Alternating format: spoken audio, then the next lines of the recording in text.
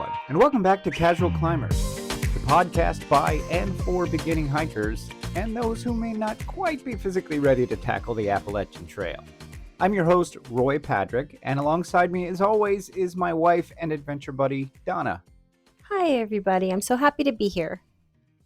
In this podcast, we provide you with information, tips, and tricks on how to get into hiking in the Blue Ridge area. We will cover hundreds of trails in the various parks in the region and hopefully entertain you along the way. We're two middle-aged, not in the best shape hikers who love the outdoors and want to share our experiences with you. So let's get into it. Let's go. For this week's special segment, we thought we'd tell you why we started this podcast. So Donna and I moved to the upstate South Carolina area in April 2023 after having lived decades in Florida. Now, hiking in Florida is a very different experience than here in the mountains. It's flat, it's incredibly hot. Yeah. And the mountains are a different kind of challenge, right? Florida's pretty miserable. So, as you may have guessed by our podcast title, we're not in top physical condition, but we still love to get out in nature and exercise. You know, at 48, my body is not exactly the same as it was when I was a spry 19-year-old in the Navy. My knee has been replaced. My bones hurt when I get up in the morning. And probably like a lot of you, I have a job that keeps me tied to a chair all day. Yeah, and I'm 54 and I've been a hairstylist for most of my life. And that's hard on the body too, in a different way than sitting in front of a computer. My shoulders are really not where they used to be. They're pretty bad. And my back hurts, and I do have a bum knee as well from an injury a couple years back. So yeah, we're moving a bit slower than we used to. Yeah. Sure, and I'm sure a lot of new hikers are like that. People maybe our age or even older. And so this podcast is really for them. And when we moved here, we were really looking forward to hiking these amazing trails. We bought gear that was recommended and started listening to a lot of different hiking podcasts.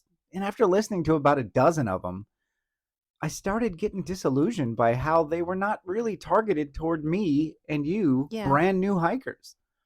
So, and every tip and trick they gave, you remember, as well as the difficulty in times, which was my big sticking point, they were targeted toward experienced hikers. So what we found was that we were nowhere near that skill or physical ability level. Nowhere near. So, and many people we met on the trails were in the exact same boat as we were, and were equally frustrated with the difficulty and completion time projections that these podcasts and many popular hiking apps use. Yeah, because if you're going to start out on a hike, let's say you're going to start out on a hike that at the end there's a waterfall. If you can't make it to the waterfall, then that's pretty disappointing. I mean, if you know that you're just going to go on a leisurely stroll in the woods, just a little bit in and a little bit out, not trying to get to that waterfall, that's different. But these promises of this gorgeous view or this waterfall or whatever, and then you're huffing and puffing and you can't get there. That's not great. Right. You know, so that's why we decided to make something that we, as beginner hikers, would have found very useful when we started out. And we both hope that you find it just as useful. Yeah, I want to make sure and let people know where the benches are and what my recommendations are for using that bench. So let's get into this week's hike. So the first hike today is the Mountain Creek Trail, which was a nice trail, and here it is by the numbers. The distance is 2.83 miles from the park center to the terminus at the Sulphur Springs parking area and back. The time it took us was 1 hour and 23 minutes, moving at a leisurely pace. Right, yeah. The elevation gain is 161 feet, and it is wheelchair unfriendly, but very kid-friendly. We saw a lot of kids, a number of dogs, and a lot of hikers on our trek yesterday. Yeah, it's a very serene hike along ridges and creeks. It's called the Mountain Creek Hike, but we were a little disappointed in the lack of creek views that you have a section of it where you can really appreciate the creek, and there's a few places where you cross over, a little creek area, but I thought the name being Mountain Creek, I thought there'd be a lot more creek involved. Right. It's a serene hike, right? Hmm. It's nice and pleasant, but you're right. If you're going to call it Mountain Creek, you should see it for more than 20 yards Yeah, along the yeah. hike. Of yeah, the 2.83 mile. Yeah. So mountain bikes are allowed.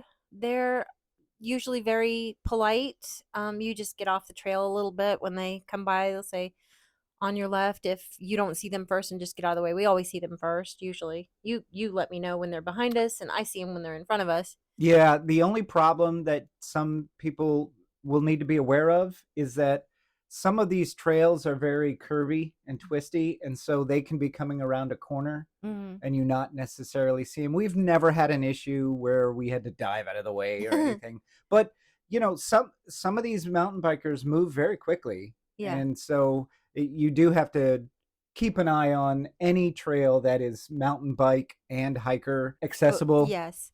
The onus is on the mountain biker to not run over the hiker, but if a collision happens, the hiker is the one that's going to probably get more injured. So, you know, you're both just equally as motivated to keep an eye out for each other. Right, right. So, So, so what did you like about this one particularly? okay, so you have the elevation gain, but you don't really feel it. It's not like any kind of steep straight up, any kind of thing. It's just a gradual elevation gain. I didn't feel like I was, you know, needing to really climb. Really. Right. Yeah, I didn't feel any severe climbs. So here's a pro tip for you. If you start out at the park center, the ascent is going up the mountain to the Sulphur Springs parking area. If you start at the park center and go up, then the way back down on Yeah, your second half of your hike is a much easier one. true. We did the reverse and it wasn't bad. It was about what, 54 degrees when we did it. Yeah. So it was nice because it was kind of like hiking in air conditioning for these two Floridians. I always start out with my hat and my gloves and stuff like that, but they always end up going in the backpack as we hike, and that was true yesterday as well. In fact, at the end of that hike, I had a vest on to keep me warm, and that also went in the backpack. So yesterday we actually brought our water bladder backpacks with us that have about a gallon of water in a water bladder with a tube that comes to the front of the backpack and connects so you can easily get it without having anything in your hands. Without having to stop, you can just grab the little tube and suck some Eh, water in, and Right. yeah. And a lot of these kind of backpacks, they can only hold water, but our backpacks have some extra zipper compartments, so I had a place for my vest and my hat and my gloves as I got hot. Right. So one of the brands, popular brands out there is Camelback. But if you go on Amazon or any retail website, you'll be able to find all different kinds of brands at varying prices. Again, it's one of those things where it's not necessary. You certainly could have carried a water bottle with you. And on a 2.83-mile hike, I definitely recommend a water bottle, at least a 1 liter water bottle to carry with you. It's always better to be safe than sorry. Eh, Yeah, and I had some walnuts and pecans to snack on too, and I was really glad that I did because you get to a point where your energy is waning and just that little snack. You had some beef jerky. I I had had beef jerky. Yeah. Yeah, and it really helps me to keep going. That sustained energy, and then the water, of course. Right. In the water. So you can just get whatever you need on any online store if you need to. Again, it's not one of those things where you need to carry this, but it is, we do find it helpful. Mhm. So, yeah, popular for dog walkers, fairly easy hike, elevation gain. It passes through the amphitheater, which makes this hike significant and one of my I really just coming upon the amphitheater, it's an amazing thing. In the middle of the woods, trees all around, and there's this amphitheater, and So what kind of things do they do at the amphitheater? they have something called Music in the Woods, and we didn't make it to that. It was in the summer, and we meant to make it to one of those music, performances. It's varying artists, varying types of music. They had the Greenville Symphony Orchestra this year play, along with they have folk musicians, Mhm. they have bluegrass, they have all different kinds of things. The actual amphitheater was built in the 1940s by the Civilian Conservation Corps as a training area. So all of the CCC workers would come, and there's stone steps, a number of stone steps, and we'll post pictures on our website of all this stuff for you. Yeah. It's casualclimbers.podbean.com. It was originally a training area. There's stone steps in a semicircle that are facing a stage. Mhm. And as it says, it's literally right in the woods. So it's really kind of a neat place. So I didn't know it was a training area. What did they train them to do? So they would do training sessions on like how to saw logs properly, how to build fencing, how to, you Is this know, almost like a Boy Scout kind of thing, or what? yeah, the Civilian Conservation Corps was basically grown out of the Depression as a way to give out of work people jobs. Ah. And so the Civilian Conservation Corps actually built Paris Mountain State Park and all of the buildings inside of it, including the dam and the valve system that we're going to talk about in our next hike. So yeah, that was a way for them to just get an auditorium style training in the middle of the woods. Yeah, and I remember reading that their motivation was that we're going to build things, but we're going to make them just sort of seamlessly sort of blend in with the nature around. And so they used the materials that were around when they built bridges in Paris Mountain State Park Right. and that kind of thing. Yeah. The boardwalks and the bridges are built from wood that are there Mm-hmm. on the state park to kind of blend it into its own natural environment. And Yeah. I think that's really great. And you can tell the log buildings that are there really blend into the landscape. Yeah, the park center where you can either start or end this particular hike used to be bathhouses for the swimming area down there. Right. There is a swimming area, as we talked about last time, at Paris Mountain. And so right when you start the Mountain Creek Trail, if you start at the park center, that's Lake Placid. There's a swimming area there at Lake Placid. So if you're doing this hike in the summer, it might make really good sense to you to do the hike and then come back and dip your Yes, toes in go the for water. a little bit of a swim to cool Yeah. off. Yes. That would be a beautiful thing. But yesterday was too cold. A It little was, too cold. yeah, New Year's Eve. So how would you rate this? How would I rate it? In our rating, the breaking a sweat category is, I think, Sure. yeah, Yeah, it applies. it barely gets out of the piece of cake category just because of the Yeah. elevation gain. Hmm. And it's not like when I say break a sweat, I'm not talking about, dripping with sweat. I mean, No. just a little bit, but yeah, I was ready to rest at the end of this hike. And we rested on benches and stuff in between. Right. Yeah, one of the nice things about this particular hike is kind of nestled right in the middle of the hike, out of the way of anything else in the park, is this little area by the creek that has multiple picnic benches Hmm. and some other benches there that I know the Boy Scouts use for training Teaching. and teaching sessions. Yeah. Yeah. But it's like totally out of the way, and you have to take this trail to get to it. There's no other way to get to this little Yes. picnic area. And it's even hidden a bit from the trail. So there's brush and trees and Right. bushes and stuff around. So it's a really cool place. It's really close to, if you're coming from the Sulphur Springs parking lot, then you'll pass this sign that says To Turtle Trail, which we didn't do it this time, but we've done it before, where you can go over. It's just a little ways. You can see the bridge that's crossing over the creek, but it's so beautiful. Every time that you see a bridge that's crossing over a creek, it's worth it to stop and just go take a look, take a Right. few Just pictures. take a few seconds out of the trail and, walk 25, 30 yards off Yeah. and see the creek. Because some of these creeks, they're most of the time they're very shallow. Yes. 2, 3, 4 inches max, but sometimes they get a little bit deeper, and you can find fish in them Hmm. and wildlife. It's really pretty nice. So how did you like this compared to some of the other trails at Paris Mountain? That, you know what? Paris Mountain does such a good job of, I mean, in my limited experience, they do such a good job of giving each trail a different feel, I think. They do have personalities, don't Yeah. they? Yeah. The bends in the path and the way it goes up on this side and down on that side, and I don't know, the different greenery, or well, I guess, there was a lot of trees that had lost their leaves at this point in the year for us, but there was still areas that had a lot of There were green. some that had green, the mountain laurel leaves stay green, and I think there's some rhododendrons in there that stay green. It's nice. It's a very serene hike. And so if you're looking for something that is a little longer than the shorter Turtle Trail or the one we're going to talk about next, but is still not very difficult, this is a great hike for you.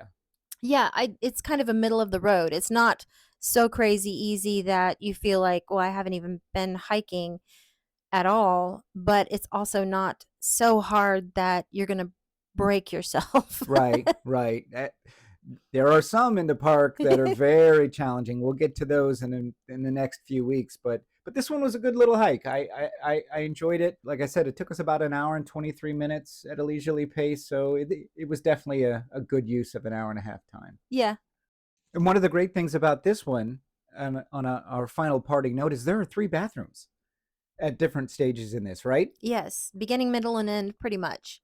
Right. So if you park at the park center, and there's bathrooms there as well as the park center store where you can get various sundries, drinks, baubles, t-shirts, all the good stuff that Paris Mountain Park Center has. Yeah. There's another bathroom halfway, and Right. then there's another bathroom at the pinnacle, which is Sulphur Springs parking area. And then on the way back down, there's obviously the same ones. Right. Yeah. You can, if you want to hit that middle bathroom, there's a little, like, you get to this area where you can either go left or right around this. It's a picnic area with a pavilion. Yeah. Mhm. You would have to take the lower path, not the higher path, to get to that, but you can kind of tell, I think. Yeah, you can still see it right before you get to the crossroad there where you go. Both trails, the lower and the right, end up at the same spot. Right. They just kind of go around a little mound. Wooded area, yeah. Yeah. So overall, great trail. Yep. We hope you enjoy it as much as we did. And now we're going to talk about the Mountain Lake via Sulphur Springs Trail, one of my favorites in the park. Mm-hmm. Here it is by the numbers. The distance is 1.2 miles from the Sulphur Springs parking area there and back. It took us 48 minutes at a very, very leisurely pace. You could likely get this done in half an hour easily. Yeah, it takes us 48 minutes. Were you still measuring time when we were just at the waterfall part of it? And just No, kind I only measure active time. Oh, okay. All right. Well, yeah, because time can stand still for me when I'm at a waterfall. Yeah, as it does for me too. The elevation gain is fairly small. It's only 56 feet. There's very little elevation gain, and the trail itself is very kid friendly, very dog friendly, but not so much for wheelchairs. There are a couple boggy parts. Yeah. There's a lot of roots, and there's times that you have to cross over the creek. Mm-hmm. Yeah. And I'm trying to, because there's these sections that are boardwalk. They've built boardwalk up for like marshy areas. And it is ramped. So I guess you could get a certain ways in, but not the whole trail. Not the whole trail. Yeah. It is one of the easier hikes in the park. There's great parking at the Sulphur Springs Park. It's probably the largest parking area short of the main one all the way down by the entrance of the park that there is in the park itself. Yeah, and ironically, this one you pass over creeks a lot. You pass over creeks in the Mountain Lake via Sulphur Springs hike more than you do in the Mountain Creek. A lot more. Yeah. It's funny. It is. I wonder if the Mountain Creek one that we just covered is ironically named. Right. Yeah, somebody's trying to be funny. Yeah, and so what I really love about the Sulphur Springs Trail is that you are following the creek almost the entire way. Yeah. There are many, many times where it is maybe 10 yards from the trail itself, sometimes less than that. I would say that there are maybe only one or two small stretches, and by small stretches I mean 20, 30 feet, where you can't hear the creek babbling alongside of you. Right. Yes, and I wanted to point out that this is the trail where there is this big gazebo in the middle, like about halfway between the parking area and the pinnacle of this hike, there's just this big gazebo that I don't even know how many people, lots of people could sit in this gazebo. Easily 50 You in think? this, yeah, in this octagonal gazebo, and it's made from wood there Yeah. at the park. Yep. It's a nice place to go. We have gone there when we brought a charcuterie Mm-hmm. meats and cheeses, and we just stop and have a dinner there. It's a really nice place. That you can hear the creek because the creek is maybe 10 yards away from the gazebo. And I will say in northern South Carolina, I don't know about other places. I know about Florida and I know about northern South Carolina now, but you'll get rain here that's not like dumping on you like Florida does. It's just kind of lightly raining all day long. If we did this hike one time and it was like drizzly rain, and so it's kind of nice. I mean, we had our raincoats and stuff, but we it was kind of nice to go and sit in that gazebo. And I think that day that we had that the meat and cheese with us, that we I think it was like a rainy day. I'm not It sure. was a little rainy, yeah, and there were a couple people in there. One young lady was in there with a dog, and you get a chance to meet and say hi. So it is a nice place to stop Mhm. halfway through. But honestly, You don't this is need to such a stop. short Yeah. hike. You don't need to stop, and we haven't even gotten to the best part yet. So tell them about the best part of this hike. The waterfall at the end, the dam, that it's just so pretty. You so when you get to the end, you can climb these stone steps up to the mountain lake, to the main part of the water, or what we tend to do more often than not is to climb down to the base of the water. It I this is the part where I recommend that you do have the right shoes and hiking poles. Climbing Yeah, yeah. down is a little bit it can be slippery, it can be the steps down are not really They're steps. not steps. It's more like roots and elevation Rocks. changes of rocks. Yeah, Yeah. it is definitely not designed for Going up, easing of traversal. right, going up is more like steps. Going down is more like, hey, take your own life into your hands if you want to when you're going down. But Yeah, there's kind of these little trees that you can I don't want to really like hang on to trees as I'm going down because I'm afraid I don't want to break a tree, but they seem sturdy. yeah, they're sturdy. This is definitely an instance where the hiking poles I find are really helpful because they help you balance Mhm. going down. And again, these aren't real steps. There are no Right, handrails. right, right. So it Yeah. is a I- do it your own risk type thing. If you're And it, drawn to the water, then and you're willing to take the chance. I mean, th- being unfit hikers in the Carolinas, it's when I get there, it's always like, do I or don't I? And then if you go, then I'm kind of like, well, I okay, now usually always go. yeah, I and now usually I always have to go. go because I can't let you go and me not go. That's just not a thing. Like, It's just so great when you get to the bottom, right there at the creek bed, and looking up at this 40-foot tall dam that yeah, is just cascading water from the mountain lake. So here's an interesting point about the dam and the waterfall itself. It was built in 1890, and the mountain lake, which is fresh water, was used to deliver water to downtown Greenville. I guess the best way to describe it would be a stone cupola that housed the valve system, and it's still there. You can still see it, and it's really kind of very picturesque, right? It looks kind of like a castle tower yes, right next to this waterfall. And so they used to, in the 1890s and all the way up until the 1940s, that mountain lake used to deliver water to downtown Greenville, which is only 5 miles away from there. And so it's really gorgeous. If you climb up to the top of the dam, you can get an amazing view of the lake itself. hmm And so it's really gorgeous. This particular hike, since it's so short, takes less than an hour to complete, is one hike that you and I do very, very often. It's a great after work hike for us. yes, yes. Because the park closes at 6 p.m. They lock the gates at 6 p.m. But you get off at 4. I get off at 4. We can easily make it over there, do this hiking. Before they close. Mm-hmm. Yeah. Yeah, and I remember also, I don't know if you remember, because we first moved here in April of 2023, and so we got to see the mountain laurels, and the mountain laurels around there were just beautiful. And so somebody had put flowers inside that castle looking thing, Yeah. and it was really pretty. But it's pretty any time of year. I like to take a picture. In fact, I'll put it on our website. I like to catch the blue sky through the top of that circle thing, that the housing concrete. Yes. Yes. Yes. It's very picturesque. It's really wonderful. And at the very top of the dam, there are benches there that you can sit down and rest Mhm. before you head back down.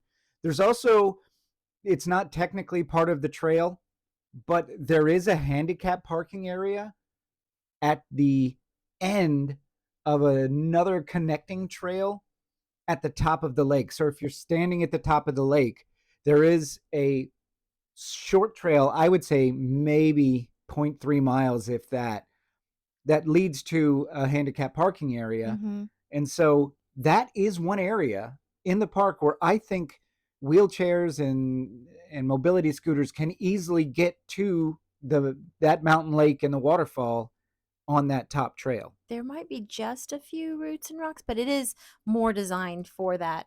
And Yeah. there's only 3 parking spaces available at that. And if you want to get to that parking area, you have to drive past the Sulphur Springs parking area. And It's go up, just go up. But it's just past it. not So very for far. any of you out there who are, have Mobility some, challenged. that's right, that might be a good spot to get to. It's very short from the parking area to the mountain lake, and you get the wonderful benefit of seeing the lake Short, and but seeing still very beautiful. Yeah, it's interesting from that vantage point. You can very early on, you can look down from that trail and see the top of the gazebo we were talking about. Yes. Yeah, you can see the top of it. So this is nice. So this one is a piece of cake trail, right? Mm-hmm. Very easy to do. It's the payoff is really great for a short hike that's easy to do. The payoff on this is fantastic, which is why you and I keep coming back to it. Yes, it's a fan favorite of ours, if we're the fans. So now, in our closing segment, let's talk about what gear we used. Okay. On this particular day, we did these 2 hikes together at the same time. Yes. We wore our water bladder backpacks Mm-hmm. so that we would have plenty of water on the hike. We had our hike. I had my hiking shoes. You had your hiking boots. And we both had one hiking pole, which we found to be enough, right? Yes. And I think we covered this in the first episode, but one of the reasons, even if you don't actually need the hiking pole, it's nice to have it in case of snakes along the path, in case of trying to see how deep water is, or just to keep your hands up and moving so that your hands don't swell. And so I did switch back and forth with that one pole between my 2 hands a little bit. Mostly I kept it in my right hand, and I like it for the extra balance. Especially on descents, right? Yes. Descents is when I find the hiking pole to be the absolute most useful. Yeah, because I'm 54 and I really don't want to fall and break a hip. No. No, and it's, in the fall, it's winter now, but in the fall when the leaves start coming down, that can make some of those descents even more difficult. Slippery. Because you'll slip on the leaves. So that was our gear for this time. And of course we have our smartwatches that we use to track our steps.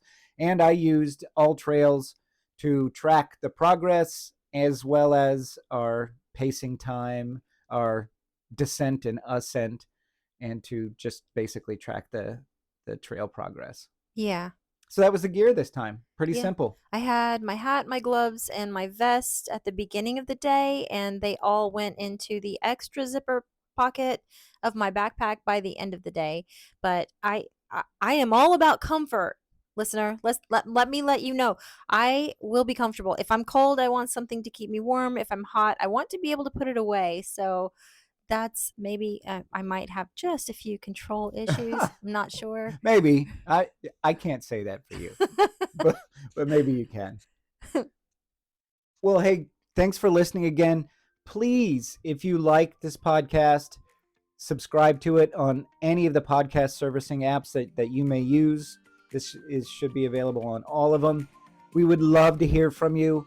Leave us feedback, leave a review, and you can send us an email at casualclimberspodcast@gmail.com. If you have questions, if you have comments and suggestions, we would love to hear from you. And again, thanks for listening. Yes, thank you. See you out on the trails, everybody.